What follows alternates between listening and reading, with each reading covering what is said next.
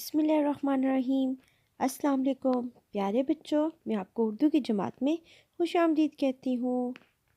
سبق شروع کرنے سے پہلے ہم علم میں اضافے کی دعا پڑھیں گے۔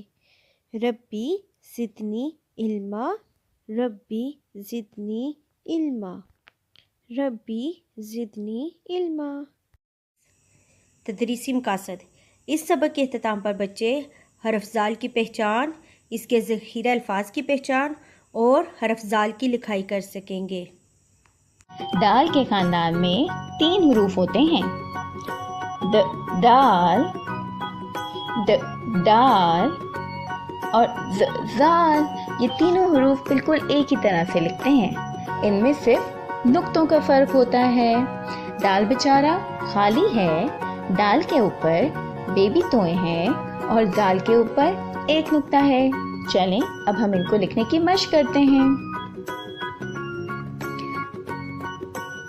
دال کو لکھنا بہت ہی آسان ہے، بس ہم پینسل کو نقطے پہ رکھ کے نیچے آئیں گے اور اس کو گول گولائی میں گھماتے ہوئے نیچے لا کے لائن کے اوپر ٹچ کر دیں گے اور یہ بن جائے گا ہمارا دال۔ Very good.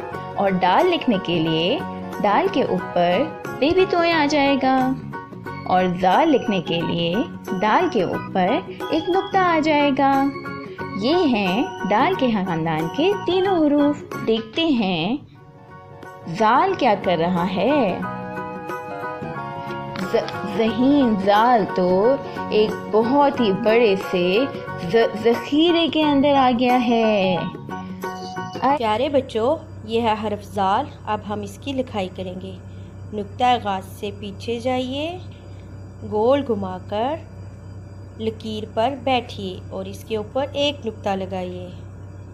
نقطہ آغاز سے پیچھے جائیے، گول گھما کر لکیر پر بیٹھیے اور اس کے اوپر ایک نقطہ لگائیے۔ نقطہ آغاز سے پیچھے جائیے، گول گھما کر لکیر پہ بیٹھیے اور اس کے اوپر ایک نقطہ لگائیے۔ یہ ہے حرف زال۔ گھر کا کام صفحہ نمبر 93، حرف زال کی لکھائی ورک بک پر۔